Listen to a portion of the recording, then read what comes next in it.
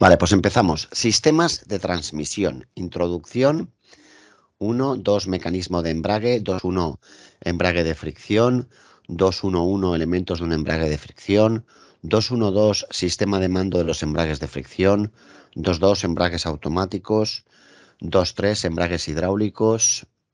3, mecanismos de la caja de velocidades. Estudio de las ruedas dentadas. 3, 2, tipos de cajas de velocidades.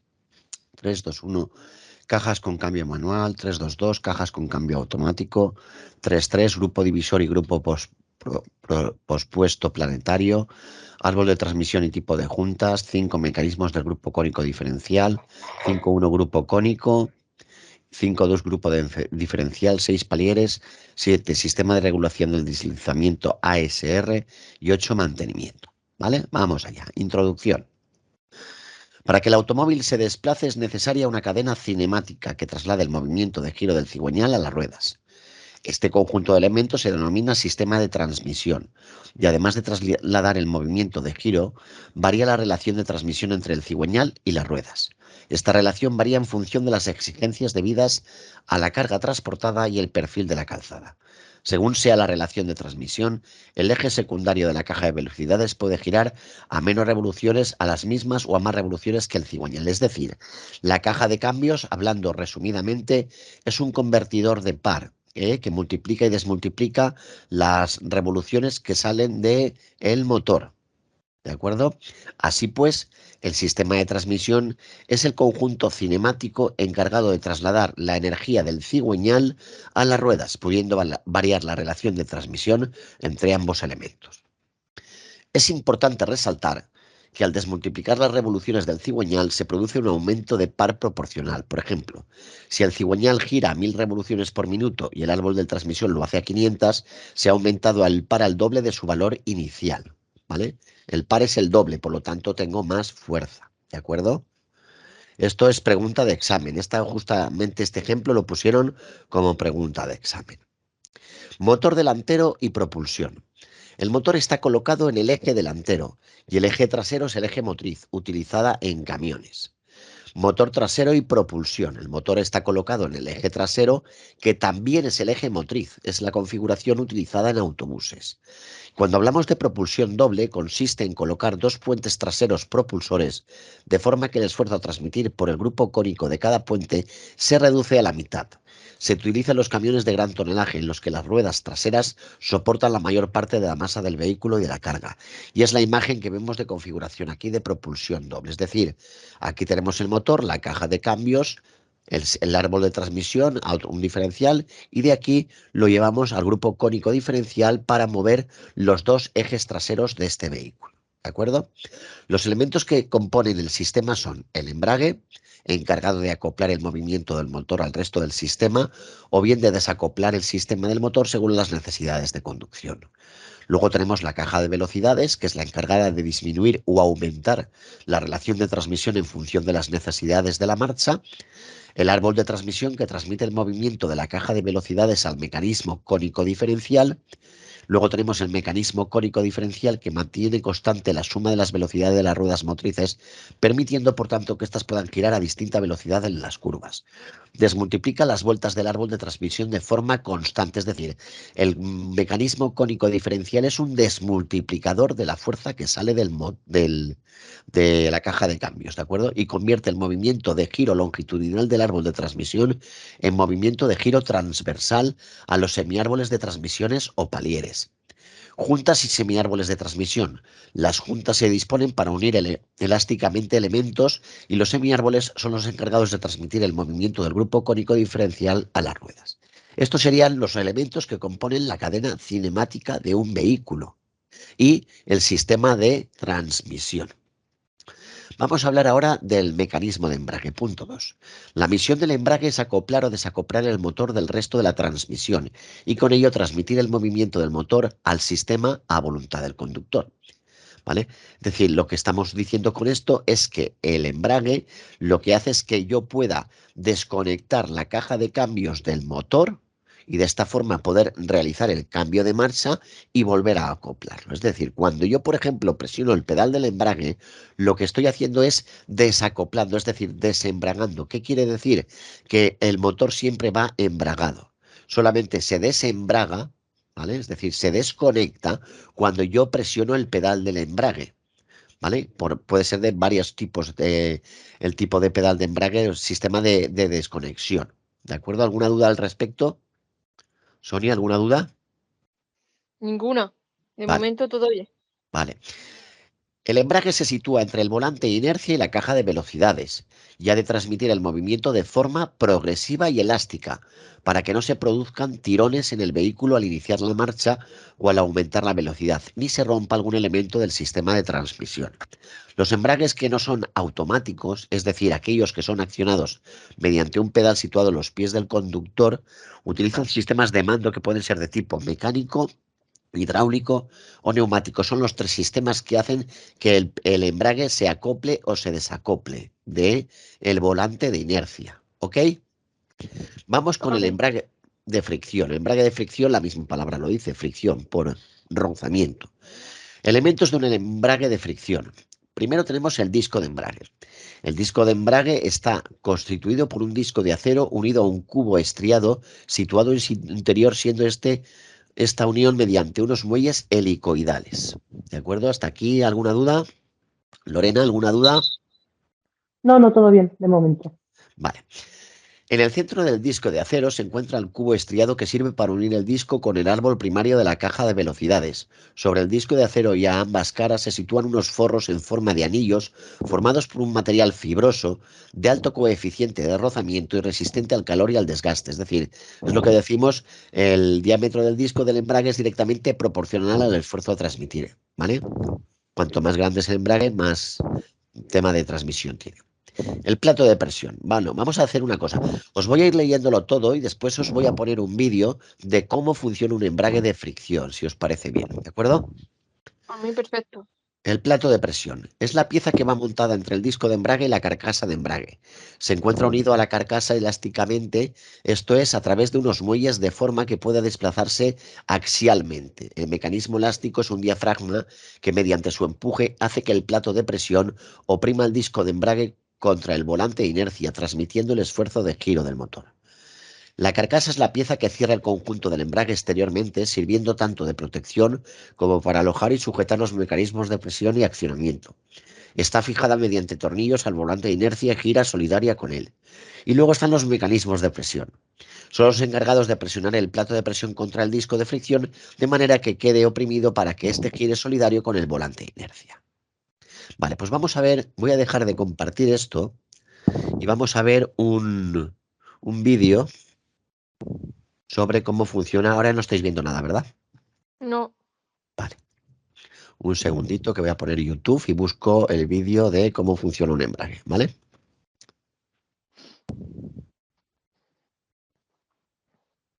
Vale. Voy a compartir. Esperar que lo he hecho mal, un segundo. Vale, ahora sí que estáis viéndolo, ¿no? En la página de YouTube.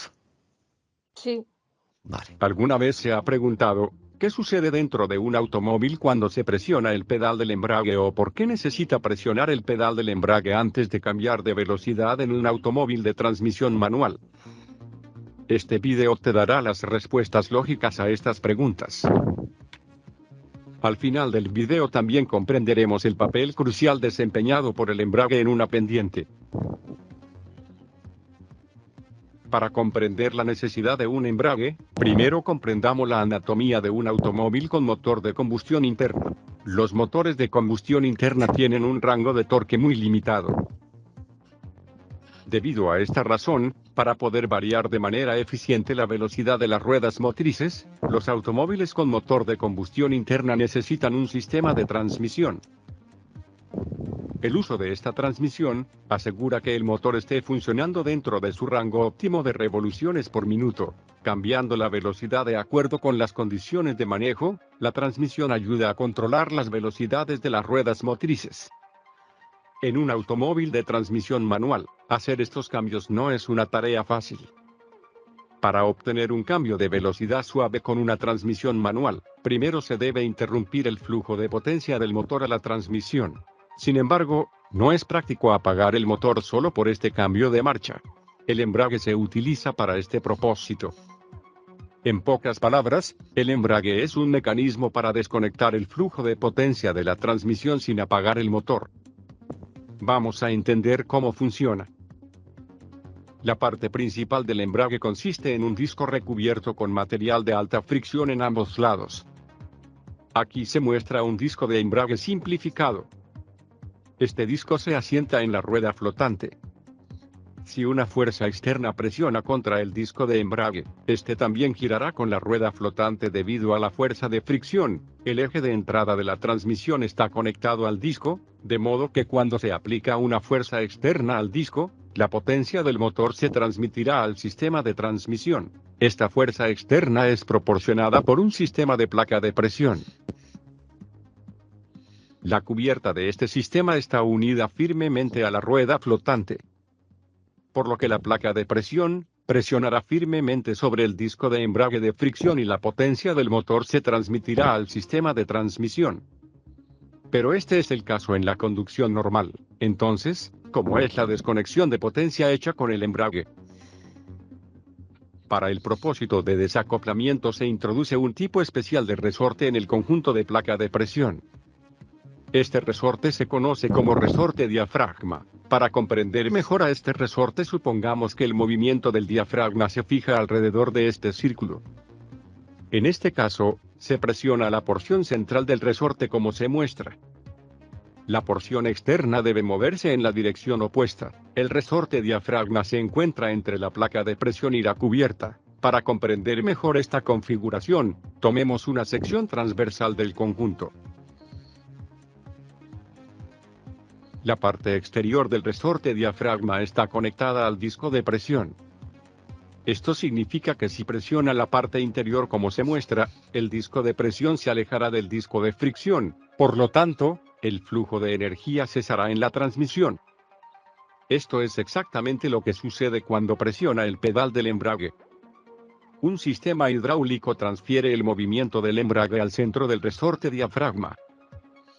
Cuando se presiona el resorte diafragma, el flujo de energía se interrumpe. Durante este tiempo puede hacer un cambio de velocidad. El pedal del embrague se suelta después de que el cambio de velocidad esté hecho y el flujo de potencia continuará nuevamente. Así es como funciona un embrague. En un embrague real se pueden ver algunos resortes helicoidales en el disco de embrague. ¿Cuál es el propósito de estos resortes? Estos se utilizan para suavizar las fluctuaciones y vibraciones de la potencia del motor. Está claro que el núcleo y el disco no están directamente conectados. La potencia del motor llega primero al disco, luego se transfiere a los resortes y finalmente al eje de salida. Esto significa que los resortes amortiguarán la mayoría de las fluctuaciones del flujo de potencia del motor y el movimiento transferido al vehículo será mucho más suave. Vale. ¿Os ha gustado? Sí, está bien. Un segundito. Vale. Voy a dejar de compartir esto. Un momentito. Vale. Y ahora veis el tema, ¿verdad? Sí, Vale. ¿Lo hemos entendido esto, chicos? Lorena, ¿lo hemos entendido con el vídeo?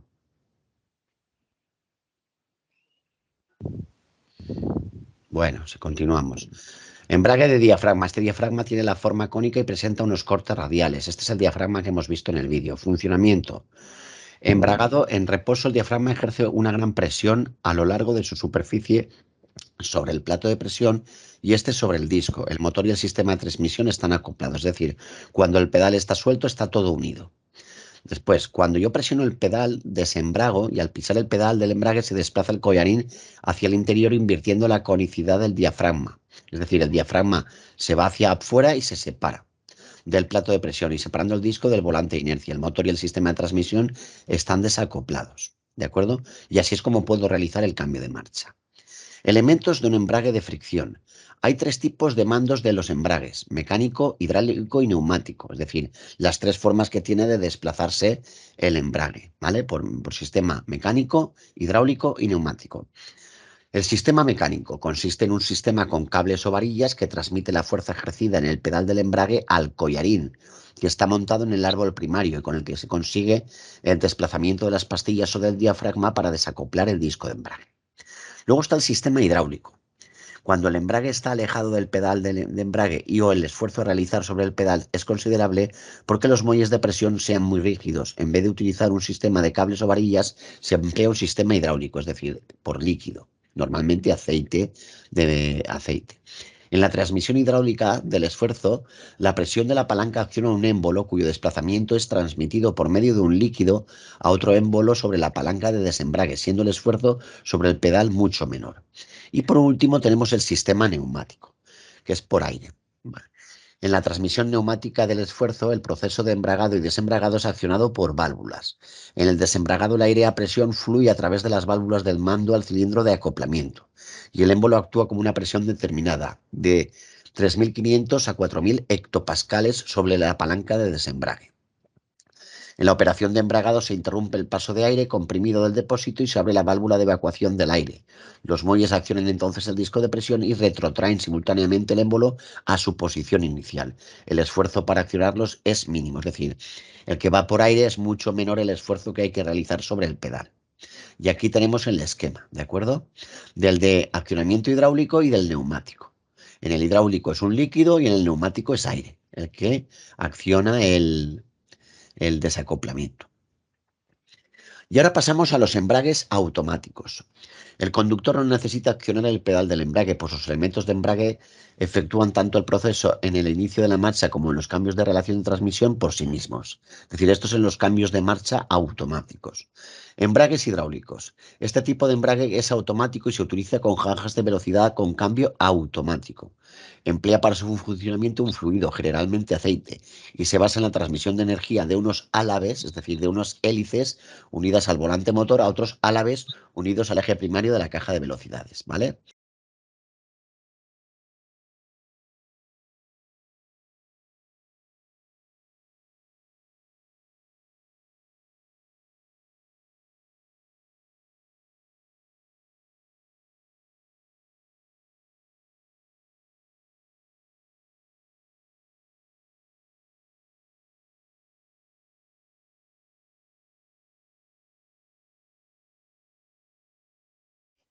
Funcionamiento. Al girar el motor, el aceite contenido en la carcasa es impulsado por la bomba, proyectándose por su periferia hacia la turbina, incidiendo en los álabes de la turbina paralelamente al eje. Un segundo, esto aquí. Esto aquí abajo. Vale.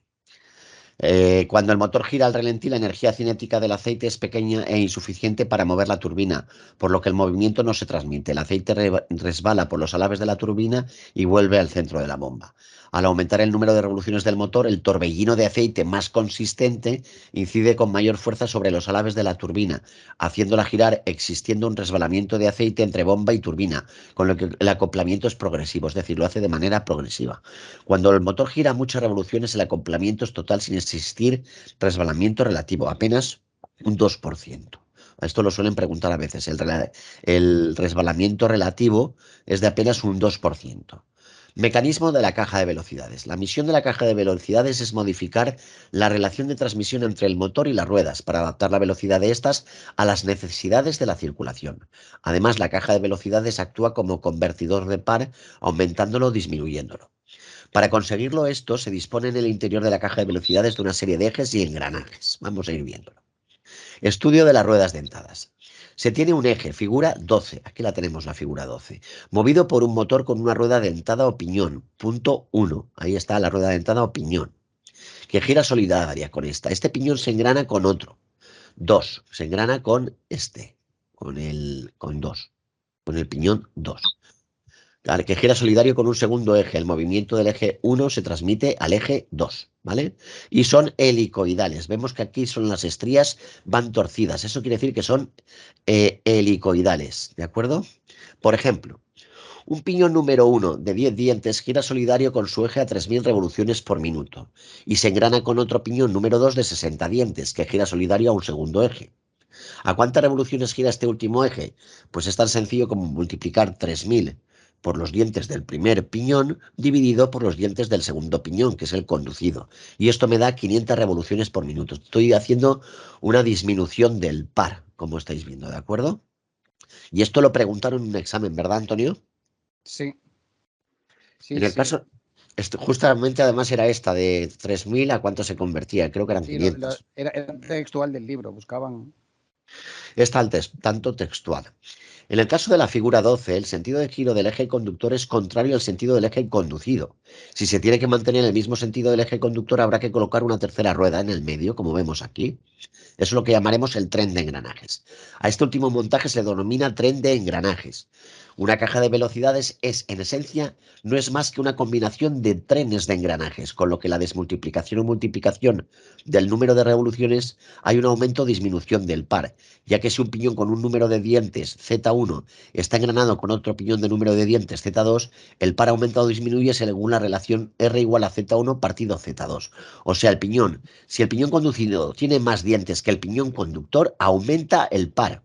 Esto es como las manivelas de una bicicleta. Si el piñón que llevo en los pedales es superior al piñón que llevo en la rueda, aumenta el par. Y si tiene menos dientes, disminuye el par. Es decir, cuando aumento el par, aumento velocidad.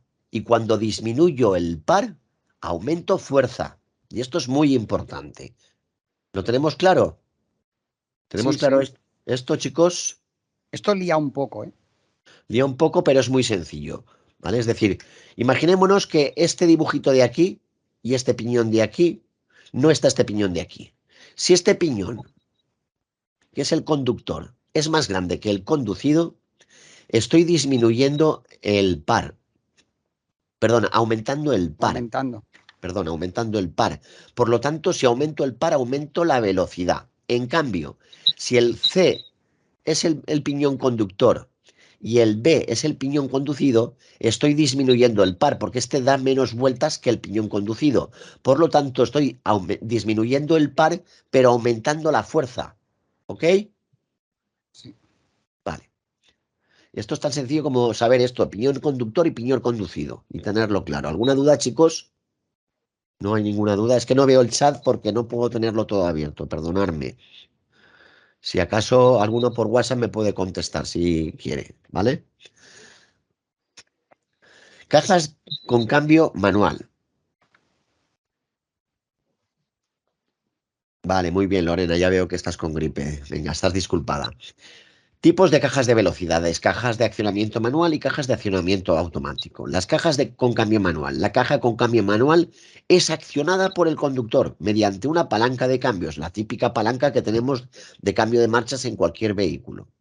Está formada por tres partes fundamentales. La caja o cárter, donde van encerrados todos los ejes y engranajes, y contiene hasta un cierto nivel de aceite altamente viscoso, es decir, un SAE aproximadamente de 80, o lo que llamaríamos valvulina, o de extrema presión. Estos aceites se denominan valvulinas o valvolinas. ¿Lo pueden preguntar? Sí.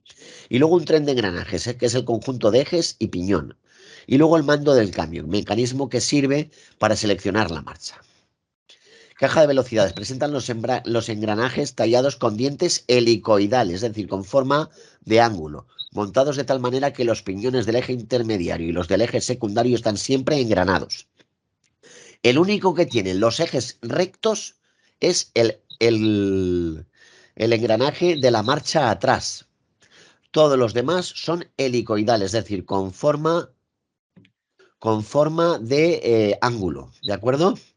¿Qué De acuerdo. funcionamiento Perdona, tiene? Ángel, haz correr la hoja. ¿No la veis? Estamos No, viendo la figura anterior, la ¿La del veis, tren de engranajes. ¿La veis ahora? Yo lo veo igual. A ver, un segundito. ¿Estáis viendo la página número 119? Sí. sí. Vale, un segundito que vuelvo a compartir, que a lo mejor es algún error de esto. Perdonad los fallos técnicos. Vale. ¿Corre ahora? Ahora sí. Ahora sí. Vale. Vale, seguimos. Funcionamiento.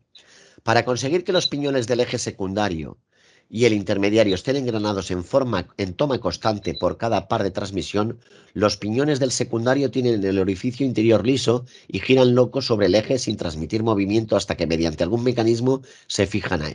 Esto se realiza mediante los desplazables, que son unas piezas que giran solidarias con el eje secundario y se pueden deslizar a lo largo del mismo, además de poder fijarse al piñón correspondiente. Estos desplazables presentan una superficie cónica de acoplamiento y se llaman sincronizadores, pues realizan la operación progresiva y silenciosamente. Antiguamente había que hacer el doble embrague para poder engranar una marcha, pero hoy en día con estos ejes, estos engranajes que giran locos y se engranan, conseguimos la sincronización automática y no tener que realizar el doble embrague, consiguiendo una sincronización entre la velocidad de giro del eje intermediario y la velocidad de giro del eje secundario. Al seleccionar una velocidad se ejecuta el desplazamiento axial, es decir, a lo largo del sincronizador, hasta que se acopla el piñón correspondiente girando este último con el eje secundario. El acoplamiento se realiza suavemente, igualando las velocidades de giro mediante dos conos de fricción. El funcionamiento posterior, cuando está fijado al piñón al eje, consiste en transmitir el movimiento del eje primario, que aquí es el de color verde, al eje secundario, que es el de color rojo. El funcionamiento posterior, cuando está fijado al piñón al eje, consiste en transmitir el movimiento del eje primario al eje intermediario y de este, del piñón rojo, a los engranajes azules montados sobre el color amarillo, ¿vale? Y de este al eje secundario, según la relación de transmisión seleccionada. Al accionar la palanca de cambio, la varilla correspondiente a la velocidad seleccionada se desplaza. Lleva acopladas unas horquillas que abrazan los diferentes sincronizadores que se acoplarán a los piñones seleccionados. Para evitar que las velocidades puedan salirse y permanezcan fijas en el lugar seleccionado, se dispone de un mecanismo de retención de la horquilla o del eje de la horquilla, según sea aquella o esté en el que se mueva. ¿De acuerdo? Es decir, unos mecanismos de fijación. Para eliminar las posibles posiciones de la palanca de mando de cambio de velocidades, se dispone de una placa guía o selector. Esta placa obliga a la palanca a realizar unos determinados recorridos para cada maniobra, estando dispuestos de tal manera estos recorridos que es imposible engranar una velocidad sin desengranar la otra y sin pasar por la posición de punto muerto. ¿Hasta aquí alguna duda? No. ¿No? Vale, continúo. En estas cajas, con las cajas de cambio automático, en estas cajas todos los procesos de inclusión de marchas se ejecutan por sí mismos y se selecciona aquel que mejor responda a las cargas respectivas del vehículo. El conductor solo debe establecer el régimen de marcha deseada y puede dedicarse por completo a las incidencias del tráfico.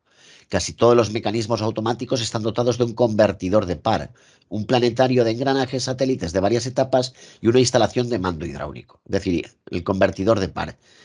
Existen está lo que es el grupo cónico diferencial, que lo que hace es el convertidor de par del movimiento longitudinal a transversal en la transmisión, pero al mismo tiempo en las cajas de cambio automáticas tengo otro sistema que es lo que llamamos también convertidor de par.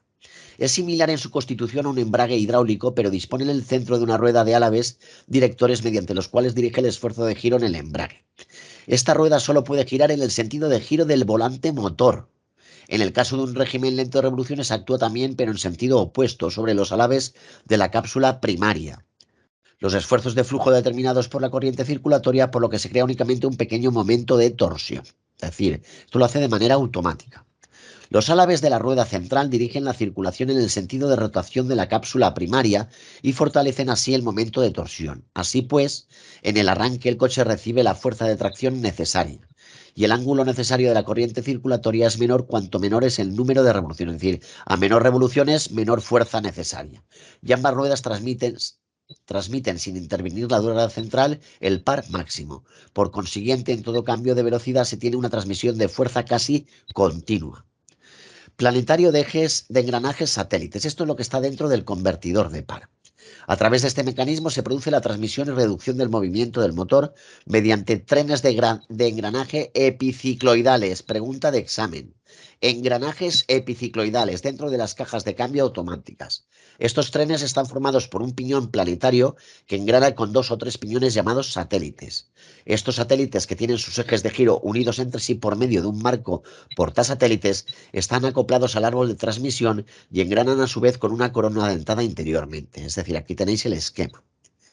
Estos elementos planetarios, satélites, marco y corona pueden girar libremente sin transmitir movimiento, es decir, giran locos, pero en el momento de bloquear cualquiera de ellos, los restantes pueden girar transmitiendo el movimiento según la relación de transmisión existente entre sus dientes.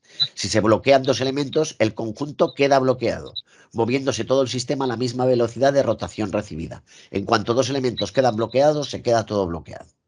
Con este sistema se pueden conseguir diferentes reducciones, frenando o dando movimiento a los elementos del tren epicicloidal. Como en las cajas de velocidades de cambio automático, se utilizan varios trenes de engranaje con distintas reducciones entre ellos y se pueden obtener varias relaciones de transmisión que se seleccionan automáticamente al unir sus componentes por medio de embragues de fricción y frenos de cinta. Esta es una pregunta que salió el año pasado y la querían impugnar, que aunque hasta 1983 se utilizaba esto, pero como está en el temario hay que tenerlo claro. Embragues de fricción y frenos de cinta. El giro o no al elemento correspondiente. En el caso de trenes epicicloidales, la relación de transmisión es, siendo N1 igual a las revoluciones por minuto del planetario, N2 revoluciones por minuto del eje del acoplamiento del satélite. A ver, aquí me pone la fórmula. No me la tengo que saber, pero lo tengo que entender, ¿vale? Esta fórmula. Por lo tanto, el mecanismo de mando hidráulico se gobierna mediante la palanca selectora que determina el recorrido del pistón y mediante el pedal acelerador que regula el paso de carburante. La palanca selectora tiene 5 posiciones. Esta nomenclatura puede variar según el fabricante. D y L para distintas velocidades cortas y largas, que es conducción, N punto muerto, P estacionamiento y R marcha atrás. ¿Tenemos claro esto? ¿Alguna Sí. duda? Es decir, en un coche automático o en un camión automático tendremos la posición de palanca en D y L, N, P y R. Y es lo que significa, y eso es lo que me tengo que saber. Al principio es nula la presión en el mando hidráulico, estando liberados los embragues y aplicadas las cintas de freno, los cuales lo están mediante un enérgico muelle y con la ayuda de presión del aceite. Estando aplicados los frenos y dejando libres los embragues, el giro que llega al volante de inercia y a la corona del primer tren de engranajes se transmite a los satélites que son arrastrados por ella al estar el planetario bloqueado. Con los embragues liberados y las cintas aplicadas, el engranaje planetario está en la posición de marcha reducida. Las demás velocidades se consiguen liberando y aplicando las cintas sobre los frenos y los embragues. Así pues, la función primordial del mando hidráulico es controlar el cambio de una marcha reducida en la marcha directa.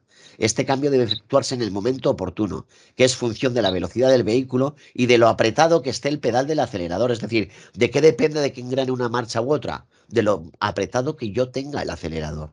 ¿Alguna duda? Chicos, ¿tenemos No. alguna duda? ¿Sí o no? ¿No? Vale. Sigo. Para hacer más cómoda la operación de cambio de marcha se utilizan combinaciones de componentes neumáticos, hidráulicos y eléctricos. En este tipo figuran los cambios automatizados regulados electrónicamente que tienen una función diferenciada según sea el fabricante, ¿vale? Depende del fabricante. 3.3. Grupo divisor y grupo pospuesto planetario. Para posibilitar una conducción económica y un desarrollo de fuerzas de tracción adaptado al tipo del vehículo, deberá elegirse una cantidad de marchas lo más elevada posible. Esto se consigue acoplando a una caja de 4 velocidades un grupo antepuesto y un grupo pospuesto, consiguiendo así 16 escalones de marcha. Es decir, al multiplicar 4 por 4 me salen las 16 marchas. El grupo antepuesto está formado por un par de engranajes de forma que se reduce a la mitad del salto al pasar de una marcha a la otra y recibe el nombre de grupo divisor o split. Es decir, el antepuesto es el split y el grupo pospuesto está formado por un engranaje planetario posibilitando 2 escalones adicionales de desmultiplicación por cada marcha. ¿De acuerdo? Otra forma de dosificar el esfuerzo de los elementos de transmisión para que las desmultiplicaciones se hagan de forma escalonada es colocar en el cubo de la rueda un sistema epicicloidal. Y hasta aquí sería lo que son las cajas de cambio. ¿Tenéis alguna duda? ¿Tenemos alguna duda, chicos? ¿Sí? ¿No? No. No. Vale. A ver, que ponga el chat. No hay ninguna duda. ¿Por qué pone a que ha habido un fallo? Me lo has dicho. Vale, vale, Linatro. O sea, ya está solucionado. Gracias. Vale, árbol de transmisión y tipo de juntas. El árbol de transmisión es el elemento encargado de transmitir el movimiento de la caja de velocidades al grupo cónico diferencial. Debe ser un eje articulado y extensible, de longitud variable, para permitir el movimiento axial al variar la distancia entre la caja de velocidades y el grupo cónico por las oscilaciones de la suspensión. Es decir, tiene que tener una cierta holgura. La unión con sus apoyos es elástica para absorber los movimientos anteriores. ¿Veis? Aquí vemos una junta. Esto sería una junta donde conecta con el... Esto sería G, sería el retén, H sería el manguito de estriado y M sería el eje estriado. Las juntas son empleadas para hacer flexibles las uniones del árbol de transmisión al resto del sistema. Absorben las deformaciones, oscilaciones de puente trasero debido a los movimientos de la suspensión. Si no, quebraría el árbol de transmisión. Las más empleadas son la junta universal Cardan. Su elemento básico es la cruceta, cuyos brazos se unen mediante cojinetes y circlips, los extremos de las horquillas que forman parte de los ejes a unir. Y luego está la junta universal elástica. Está formada por una serie de arandelas o discos de tela engomada y por lo tanto elásticos, unidos a los ejes mediante unas horquillas especiales.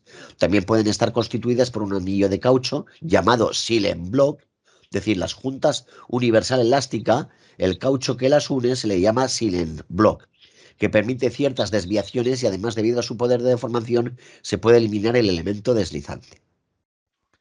Vale, esto es en cuanto al árbol de transmisión y llegamos al mecanismo del grupo cónico diferencial, que es un mecanismo también bonito. El mecanismo es el mecanismo comúnmente conocido como diferencial, pero en realidad existen en dicho mecanismo dos grupos perfectamente definidos con funciones totalmente diferentes. Estos grupos son el grupo cónico y el grupo diferencial. Vamos con el grupo cónico. Está formado por el piñón de ataque y la corona. El grupo cónico es el encargado de transmitir el movimiento desde el árbol de transmisión al diferencial y desmultiplicar con una relación de desmultiplicación fija las vueltas de giro del eje secundario de la caja de velocidad. Es decir, aquí lo que sería el piñón conductor sería pequeñito, que es el del árbol de transmisión, y el piñón conducido, que sería grande, es el del grupo cónico. Por lo tanto, se está realizando una desmultiplicación, porque si el árbol de transmisión, por ejemplo, está girando a 20 vueltas, en el grupo cónico me lo reduce, por ejemplo, a la mitad y está girando por cada 2 vueltas del árbol de transmisión, hace una el grupo cónico, ¿vale? Y así se desmultiplica siempre. ¿Alguna duda? No. Como el movimiento de giro del árbol de transmisión es a lo largo de la longitud del vehículo, el grupo cónico también realiza la conversión de ese giro a un movimiento de giro transversal al vehículo, que es el que necesitan las ruedas para desplazar el vehículo. Es decir, tenemos un movimiento longitudinal giratorio y lo convierte en un movimiento giratorio pero transversal. Esta conversión se realiza engranando un piñón de ataque que está en el extremo del árbol de transmisión con una corona dentada que va unida a los semiejes de transmisión. Los ejes del piñón y la corona forman 90 grados, con lo que el movimiento de giro pasa de longitudinal a transversal. La diferencia entre el número de dientes del piñón de ataque y de la corona dentada produce una desmultiplicación constante de las revoluciones del eje secundario, comprendido entre 3,1 a 6,1. Lógicamente, al producirse una desmultiplicación, se produce un aumento del par proporcional a la relación de desmultiplicación. ¿Nos queda claro? Sí. El grupo diferencial. La misión del grupo diferencial es mantener constante la suma de velocidades de giro de las ruedas motrices, permitiendo en ciertos casos que éstas puedan girar a velocidades distintas o diferentes. En realidad, el mecanismo diferencial adapta las revoluciones de las ruedas motrices al recorrido que han de realizar. Es decir, en una curva siempre habrá una rueda que gire más rápidamente que la otra. Cuando el vehículo marcha en línea recta, es lógico pensar que las dos ruedas giran a la misma velocidad. Pero al entrar en una curva, la rueda exterior a la curva ha de recorrer más camino que la interna, figura 23, aquí lo tenemos. La rueda A ha de recorrer más camino que la rueda B, como vemos aquí en el esquema. Por lo tanto, esto se traduce en que la rueda exterior ha de aumentar su velocidad y la interior ha de disminuirla. ¿Y cómo conseguimos esto? Pues el grupo diferencial está formado por dos satélites, que son este y este, ¿vale? Perdón, estos son los planetarios y los satélites son estos, los de color azulito, ¿vale? Está formado por dos satélites y dos planetarios. En aquellas transmisiones en las que el par a transmitir sea elevado, puede estar formado por 4 satélites y 2 planetarios. Planetario sería esto rojo y los satélites estos. Y entonces, cuando una rueda gira más, tiene que recorrer más distancia, hace que gire más deprisa, como frenando con los planetarios. No sé si me explico. ¿Me ha explicado, Antonio? Sí, sí que te explicas.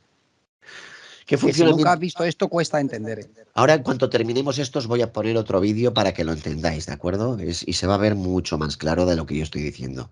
Funcionamiento en línea recta. El piñón de ataque movido por el árbol de transmisión transmite su movimiento de giro a la corona y esta a su vez de movimiento a la caja del diferencial unida a ella solidariamente. Al girar la carcasa, arrastrada por medio del eje portasatélites a estos elementos que actúan como cuñas sobre los planetarios, produciendo un movimiento que se transmite a las ruedas, haciéndolas girar en el mismo sentido y velocidad que la corona, mientras que el vehículo marcha en línea recta.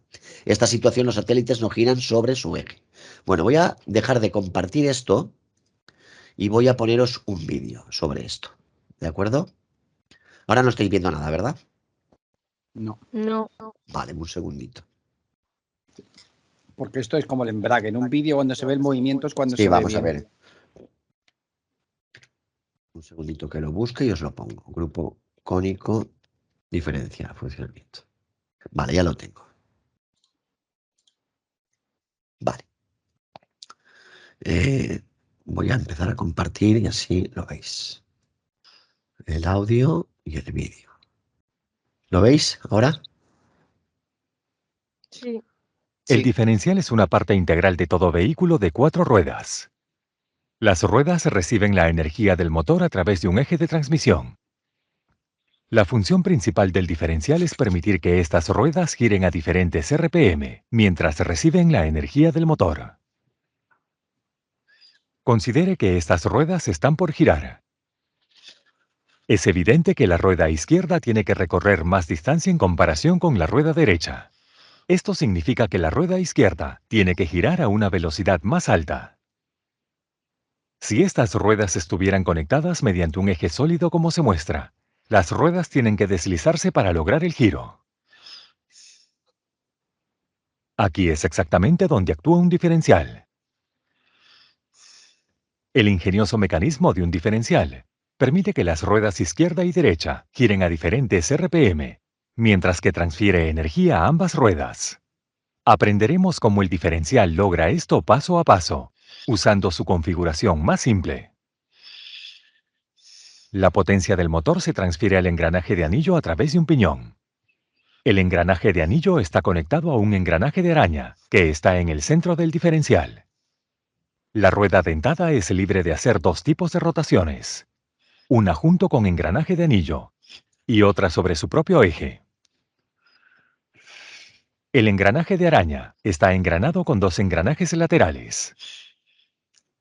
Los Así, satélites. la potencia del motor fluye desde el piñón a las ruedas izquierda y derecha, como se muestra. Ahora consideremos diferentes casos. El vehículo se mueve en línea recta. En este caso, el engranaje de araña gira junto con el engranaje de anillo, pero no gira sobre su propio eje. El engranaje de araña empujará y hará que los engranajes laterales giren, y ambos girarán a la misma velocidad. O cuando el vehículo se mueve en línea recta, el conjunto de engranaje lateral, de araña, se moverá como una sola unidad sólida. Ahora considera un caso en donde el vehículo está girando hacia la derecha. El engranaje de araña juega un papel fundamental aquí. Junto con la rotación del engranaje de anillo, el de araña es forzado a girar sobre su propio eje. Así que el engranaje de araña tiene una rotación combinada. El efecto de la rotación combinada en el engranaje lateral es interesante. Cuando está bien engranado, el engranaje lateral tiene que tener la misma velocidad periférica que el de araña. Cuando el engranaje de araña está girando y rotando, la velocidad periférica en el lado izquierdo del engranaje de araña es la suma de la velocidad de giro y la velocidad de rotación. Pero en el lado derecho es la diferencia de las dos. O el engranaje del lado izquierdo tendrá mayor velocidad en comparación con el del lado derecho. Esta es la forma en que el diferencial consigue girar las ruedas de la izquierda y de la derecha a diferentes velocidades.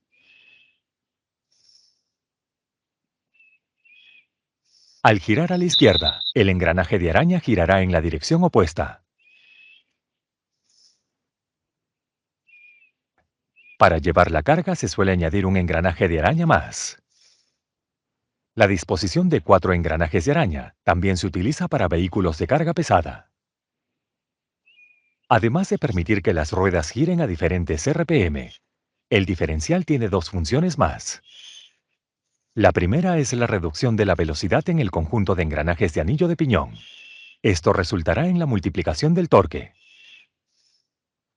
La otra función es girar la dirección del flujo de energía 90 grados. El diferencial por el que hemos pasado hasta ahora se conoce como diferencial abierto o estándar. Es capaz de girar las ruedas a diferentes RPM, pero tiene un gran inconveniente.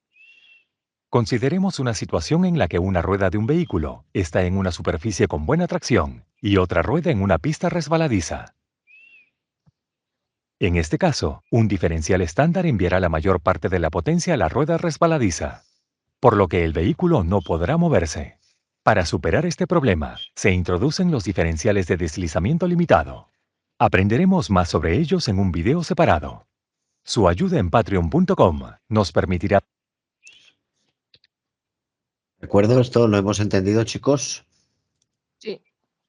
¿Vale? Sí, sí. Creo que queda bastante claro con el vídeo, ¿no? Vale, Sí, pues sí, bastante. Lo explica bastante bien. es decir, yo con esto es con lo que aprendí, ¿vale? ¿Vale? Lo de línea curva ya lo hemos visto. Y el diferencial autoblocante es lo que nos decía cuando existe un problema por el deslizamiento. Bloquea un lado para que traccione más del otro lado.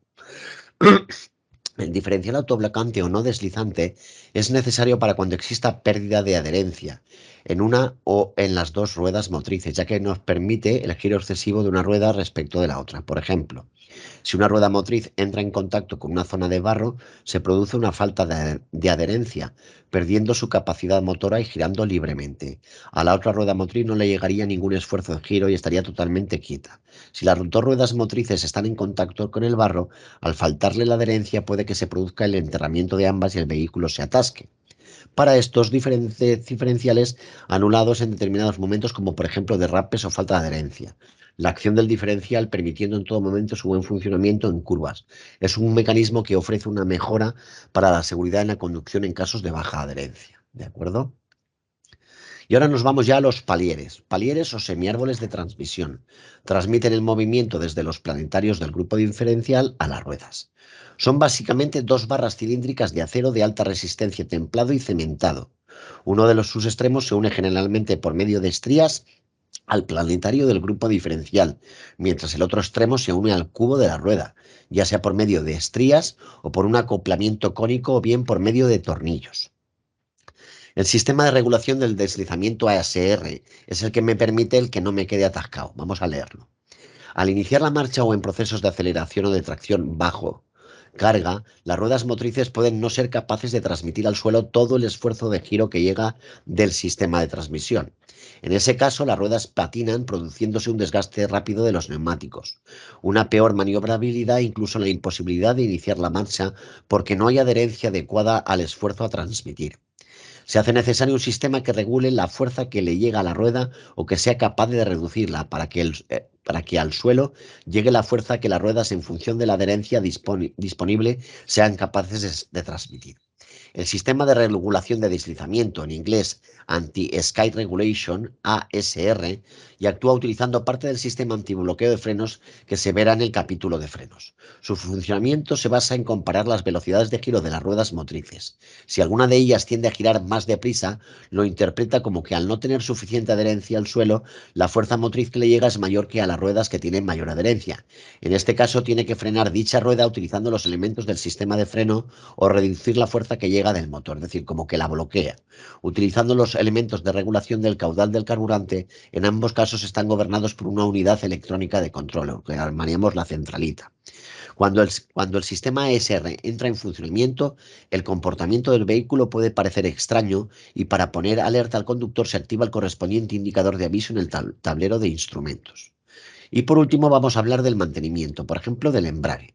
Un fallo repentino en un embrague mecánico casi siempre se debe a una rotura en el sistema de mando. El disco de embrague se sustituirá al primer síntoma de fallo al transmitir el movimiento.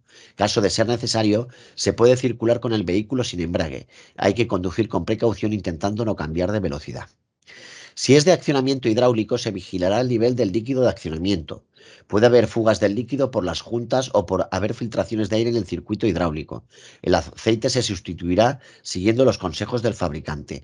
Aquí en lo de las juntas es lo de las juntas Racor, Antonio. ¿Perdona? Lo de las juntas Racor, ¿te acuerdas?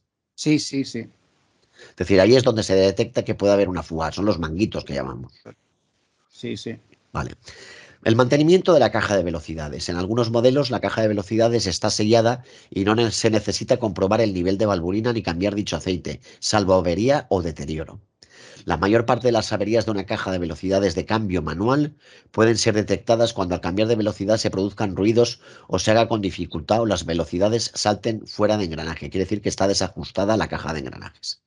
En las cajas de velocidades, en cambio, de forma automática, el mantenimiento normal incluye el cambio de fluido y filtro, es decir, hay que cambiar el fluido y el filtro de dentro del cárter de la caja de cambios, ¿vale? Donde está la valvulina, comprobación del nivel del fluido y la limpieza del circuito de vacío, o en su caso el buen funcionamiento de las válvulas. Ante cualquier problema, consultar el manual del vehículo facilitado por el fabricante.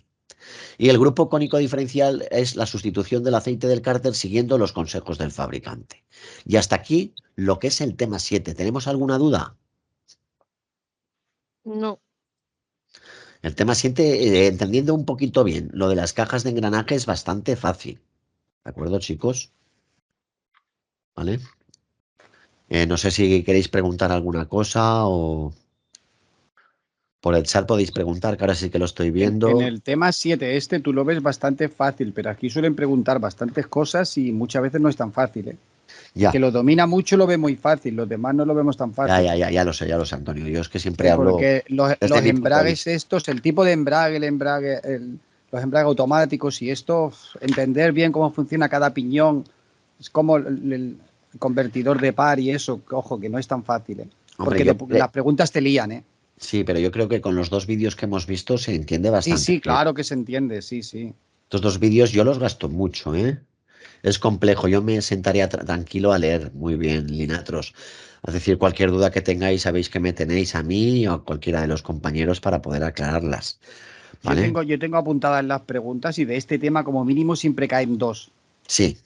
Suelen caer las de multiplicación y desmultiplicación y de lo del grupo, lo del piñón conductor y el piñón conducido, tenerlo claro lo de la desmultiplicación y multiplicación, y suele ser lo que cae. Y las juntas cardan, Sí, también los lo preguntaron los alguna vez. blocks, alguna vez también se ha preguntado. A ver, como Sí. puede salir cualquier cosa. Pero si vamos desmenuzando los temas como lo estamos haciendo, yo creo que se va entendiendo bastante bien. Y lo que tú has comentado de las juntas, en la parte esta donde que cuando se tiene que revisar el líquido en el accionamiento hidráulico, en los embragues de accionamiento hidráulico, cuando se tiene que revisar el líquido, que porque pone que se tiene que revisar porque puede haber fugas de líquido en las juntas o puede haber filtraciones. Eso lo preguntaron en el año 17 también. Sí. Ahí, este tema es preguntable, ¿eh? Porque muchas veces son datos y eso, y tienen que tener claro si un piñón conductor es más pequeño o más grande que el conductido, el aumento y en la disminución del par. Yo diría que esa pregunta cae seguro. Sí, yo creo que también, Antonio. De todas maneras, vais con tiempo, chicos. Yo pienso terminar todos los temas de mecánica antes de que quizá empecéis a saber la fecha del primer examen. ¿Vale? Mecánica prácticamente hasta el tema 5 ya lo tenéis. Yo lo que quiero es terminar antes del primer examen, quizá llegar al tema 10, para que podáis tenerlo todo para cuando tengáis el segundo examen. ¿De acuerdo? Bueno, voy a dejar de grabar.